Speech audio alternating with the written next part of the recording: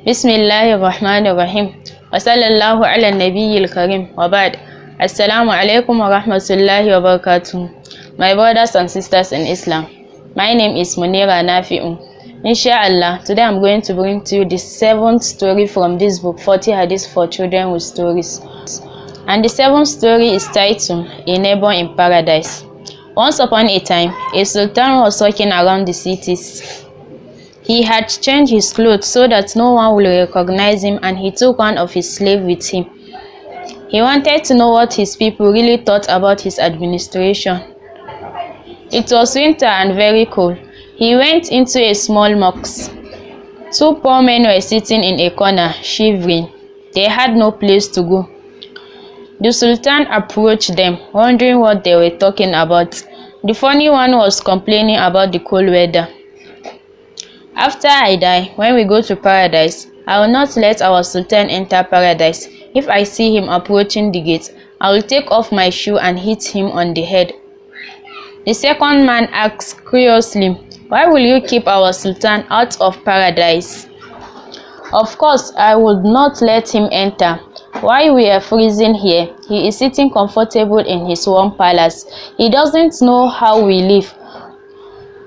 How can he be my neighbor in paradise? I don't need any such neighbor there." They both laughed.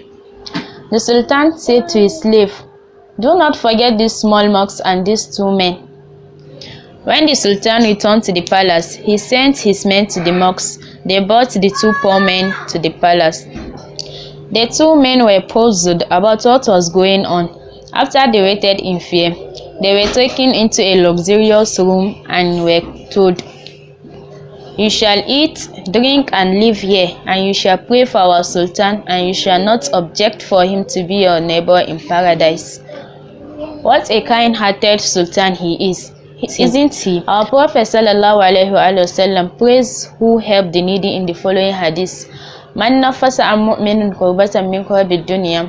Whosoever takes care of a believer's need in this world, nafasa Allahu anhu kurbatan min kurbi yawmil qiyamati. God will take care of his need in the hereafter.